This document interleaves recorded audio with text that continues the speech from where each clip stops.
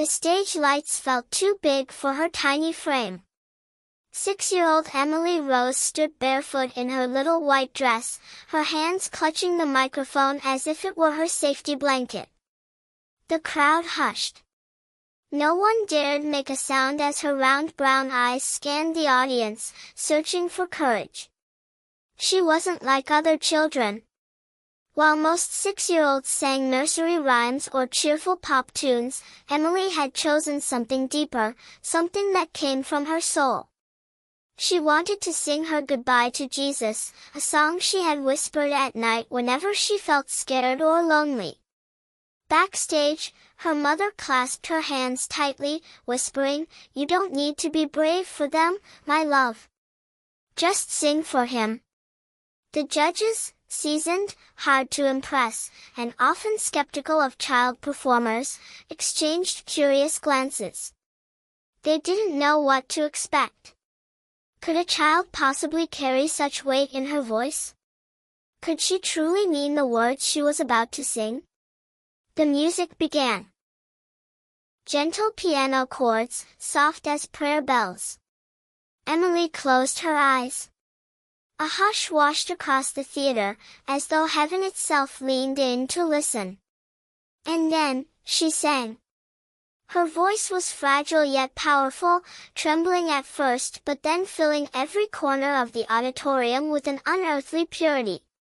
The lyrics spoke of a child saying goodbye to Jesus, not in despair, but in hope. "When you call my name, I'll follow. When you take my hand, I won't be afraid." Each word carried weight beyond her 6 years, as if she had lived 100 lifetimes of love and loss. The camera zoomed in on the judges. One leaned forward, eyes wide, another covered her mouth with trembling fingers, and one man pressed his hand to his chest as if steadying his heartbeat. The audience was spellbound. No one coughed, no one shifted in their seat. Some wept silently.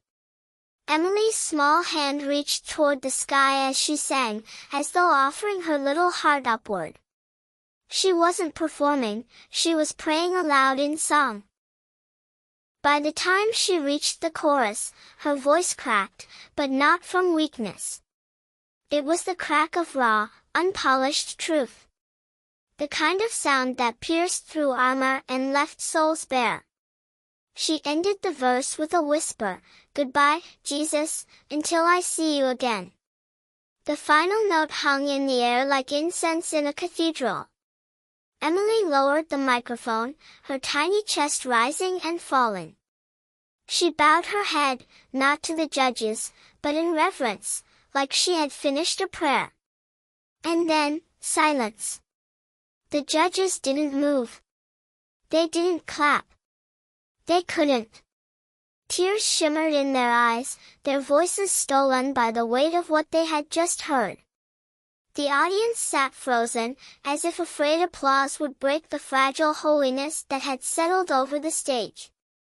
Emily blinked at them with innocent confusion. In her little world, she had just sung a song for Jesus, not realizing she had just broken open 1,000 hearts. Finally, the first sound came, not from the judges, but from the audience. A soft sob. Then another. And then, like a dam breaking, the theater erupted in standing ovation. Emily looked out, wide-eyed, clutching the microphone as if it might anchor her to reality. She whispered to her mom backstage, "Did I do okay?" Her mother cried freely, whispering back, "You did more than okay, sweetheart. You touched heaven tonight." Word count 240. The head judge leaned forward, his voice breaking. "Emily," he paused, his throat tight, wiping away a tear he hadn't realized had fallen. "In all my years sitting here, I don't think I've ever been this moved. You're only 6 years old, but that wasn't just a performance. That was something divine." Another judge spoke, her voice trembling.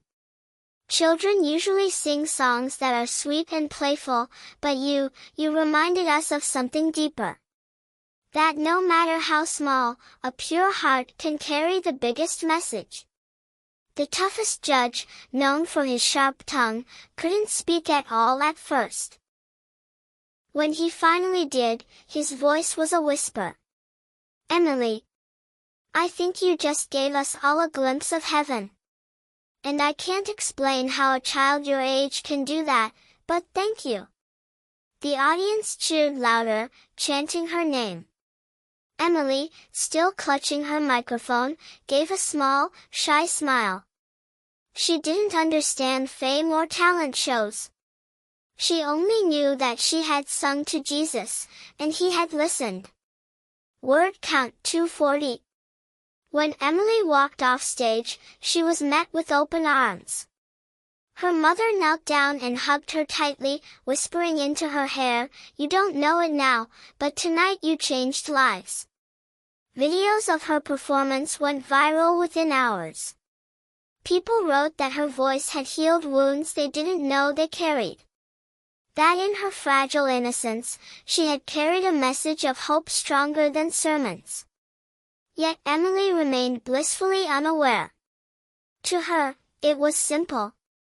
She had sung her goodbye to Jesus, not knowing why people cried, not understanding why her voice shook the world. Years later, those who had been there still remembered that night. Not just as a performance, but as an encounter. The night a 6-year-old child, with the purity of faith, silenced judges, moved nations, and reminded the world that sometimes the smallest voices carry the loudest echoes of eternity. And somewhere in the mystery of heaven, perhaps Jesus himself smiled, whispering back, "Goodbye, my little one, until we meet again."